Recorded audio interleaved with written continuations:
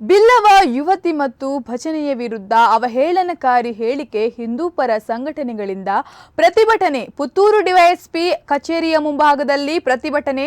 ಅರಣ್ಯ ಇಲಾಖೆ ಉಪ ಅರಣ್ಯಾಧಿಕಾರಿ ಸಂಜೀವ ಪೂಜಾರಿ ಎಂಬವರಿಂದ ಅವಹೇಳನಕಾರಿ ಹೇಳಿಕೆ. ಸಂಜೀವ ಪೂಜಾರಿ ಹಿಂದೂ ಕಾರ್ಯಕರ್ತನೋರ್ವನೊಂದಿಗೆ ಮಾತನಾಡಿದ ಆಡಿಯೋದಲ್ಲಿ ಬಿಲ್ಲವ ಯುವತಿಯರಿಗೆ ಅವಹೇಳನ.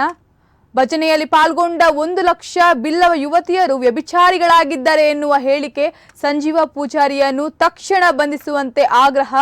ಡಿವೈಎಸ್ಪಿ ಕಚೇರಿ ಮುಂದೆ ಭಜನೆ ಮಾಡಿ ಧರಣಿ ಬಂಧಿಸುವವರೆಗೂ ಡಿವೈಎಸ್ಪಿ ಕಚೇರಿ ಮುಂದೆಯೇ ಪ್ರತಿಭಟನೆ ನಡೆಸುವುದಾಗಿ ಪಟ್ಟು ಪೊಲೀಸ್ ಇಲಾಖೆಗೆ ಹೆಚ್ಚಿದ ಒತ್ತಡ. ಸಂಜೀವ ಪೂಜಾರಿ ವಿರುದ್ಧ ಈಗಾಗಲೇ ಪ್ರಕರಣ ದಾಖಲಿಸಿರುವ ಬೆಳ್ಳಾರೆ ಪೊಲೀಸರು, ಆದರೆ ಎಫ್ಐಆರ್ನಲ್ಲಿ ಕ್ಷುಲ್ಲಕ ಸೆಕ್ಷನ್ ಹಾಕಿದ್ದಾರೆಂದು ಹಿಂದೂ ಸಂಘಟನೆಗಳ ಆರೋಪ. ದಕ್ಷಿಣ ಕನ್ನಡ ಜಿಲ್ಲೆಯ ಪುತ್ತೂರು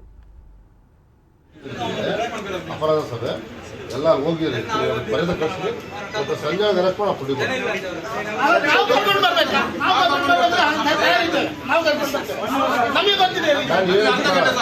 ನಾನು ಖಂಡಿತ ಅರೆಸ್ಟ್ ಮಾಡ್ತೀನಿ. ಅವ್ನು ಯಾವುದೇ ಪ್ರಾಬ್ಲಮ್ ಗೊತ್ತಲ್ಲ. ಬೆಳ್ಳಾರಲ್ಲಿ ಕೂತ್ಕೊಳ್ಳಿ, 500 ಮೀಟರ್ ಇರುವಂತದ್ದು ಮನೆ ಇದ್ದಾನೆ. ಬೆಳ್ಳಾರಿ ಯೂಸ್ ಮಾಡಿ ಇದ್ದಾರಲ್ಲ ಬಿಸಿಗಳು ಕಳಿಸಿ ಫೋನ್ ಮಾತಾಡಿ ಕಳಿಸಿ. ನಾನು ಅರೆಸ್ಟ್ ಮಾಡ್ತೀನಿ ಕೇಳಿದ್ದೆ. ನಾನು ಮಾಡಿಸ್ತೀನಿ, ನಾನೇ ಮಾಡ್ತೀನಿ.